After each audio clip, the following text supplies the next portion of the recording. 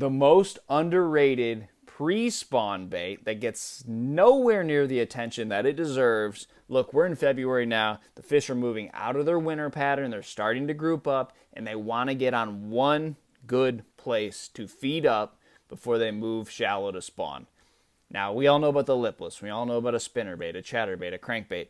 These are all great pre-spawn baits. But you need to figure out a way when you have covered the bases with noise, you've covered the bases with vibration, you've covered the bases with flash. What is one bait? A moving bait, because we have found fish that are actively feeding.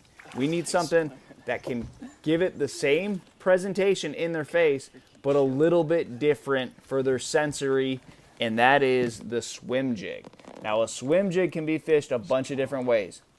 This was told to me a long time ago. Swimming a jig and a swim jig is like baseball and softball, and they're two completely different things. And we're talking about swimming a jig. And what I mean by that is you're going to find an area where you can throw a bunch of different baits at the fish, and there's a bunch of fish that are coming and going, and they're all on one spot. So you go through a rotation of baits, and you need something that's just more subtle. That's just not going to give off all those other attributes that I talked about earlier. Now, a swim jig can be fished all different ways. I've already said that. I like to fish it year-round. It's a great bait year-round, but I do different things. This time of year is when I'm going to go down to my lightest line because, again, I am trying to trick fish that I've already shown 4 or 5 different baits.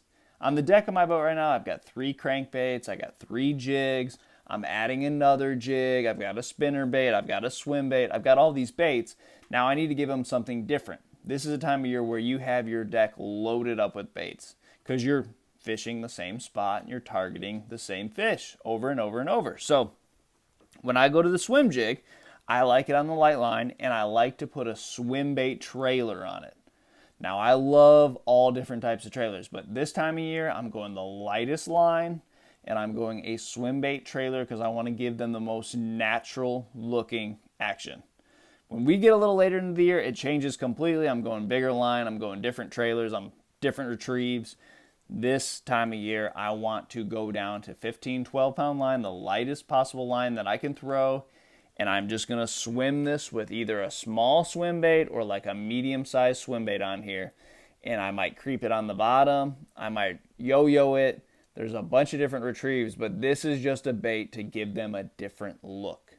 I've got baits that I love fishing in the pre-spawn way before this one. This isn't my first choice, but this bait can make a huge difference if you incorporate it in with all the baits that you're already throwing. So it doesn't matter what you're fishing, if it's grass, if it's a shell bed, a hump, you have a bunch of wood shallow, something like that.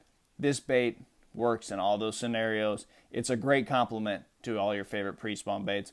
Don't rule it out, rig it up, and I'll see you guys on the water.